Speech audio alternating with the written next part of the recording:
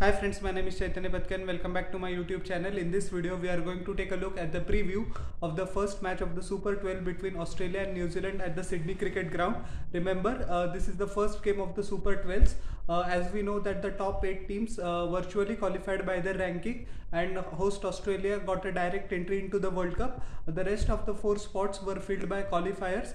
Quite a lot of surprises. The most surprising one being the two-time champions West Indies defeated in the preliminary stage, and Ireland qualifying at their expense. Zimbabwe also qualified at the expense of Scotland yesterday. So a lot of upsets, as we know that Namibia also upsetted Sri Lanka in the first match of the tournament, but the Lankan Lions got their act together and made it through to the Super 12 that was expected. So a lot of upsets, and I would say the West Indians will be the most disappointed, but anyways, that is not the purpose of this video. In this game we are going to analyze the strength and weaknesses of the Australian and the New Zealand teams. As far as Australia is concerned, their form of skipper Aaron Finch has been a bit of a headache in the past, but he played brilliantly well in the warm-up match against India, scored 73 runs, and hopefully the Aaron Finch that we know is back. The Glenn Maxwell has been in indifferent form for the past couple of months. He has not been able to convert his starts into big scores, but it will come eventually. Marcus Stoinis, Glenn Maxwell, their top order is absolutely jacked. There is a last minute change in the Australian lineup, as we know that Cameron Green impressed one and all during the 3-match T20 series last month against India. Indian fans got to know him for the first time, and he also impressed in the tries in the 3-match T20 series against England, which unfortunately Australia lost 3-0. He has now been drafted into the squad in place of the English-born wicketkeeper batsman Josh Inglis, who unfortunately suffered an injury at the last moment. This means that Australia will play a batsman more, and they will not be reserve wicketkeeper. Matthew Wade will be the wicketkeeper, and in case unfortunately an injury occurs to Matthew Wade, then David Warner will take the gloves, because Australia has decided to play Cameron Green. So it's quite a meteoric rise for Green, who until a couple of months ago wasn't even in the picture for the T20 side, and now he's I think Australia will play him, should play him against New Zealand. His top order form is brilliant, and he has the ability to take the game away from the opposition. As far as Australian bowling is concerned, Adam Zampa has been bowling wonderfully well. He is one of the most successful T20 bowlers in international cricket for the last 6 months, and Australia will be hoping that he continues his good work. As far as fast bowling stocks are concerned, Australia is always on the heavy side, I would say. Josh Hazelwood, the line and length expert, middle, he bowls a good length, which is very difficult for the batsman. But what happens when the batsman lines Josh Hazelwood up? For instance, KL Rahul did that, and he was quite successful in that. So Josh has to think about it. But anyways, not every batsman has KL Rahul's class, with all due respect. So he will stick to his basics.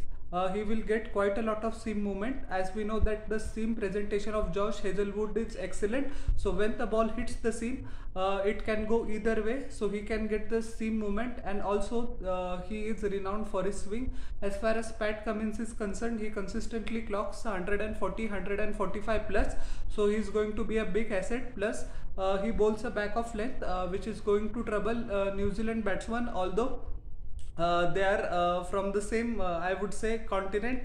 They are well versed in playing fast bouncers, but Pat Cummins is a different kettle of fish, and he has proven his class time and again. Mitchell Starc, the premier fast bowler, as we know that he has been the top wicket taker, I beg your pardon, in the last 2 World Cups, the 2015 and 2019 50 over World Cup. He was pretty excellent in the last World Cup as well. There were a lot of critics a year and a half ago that they said that Australia's Mitchell Starc doesn't play one-day cricket as much.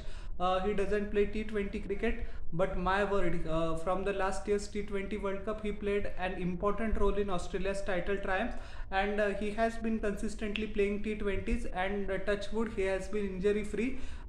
He has the ability to bowl tremendous Yorkers at the death as well, and he's very dangerous in swinger. can be a nightmare for the New Zealand top order.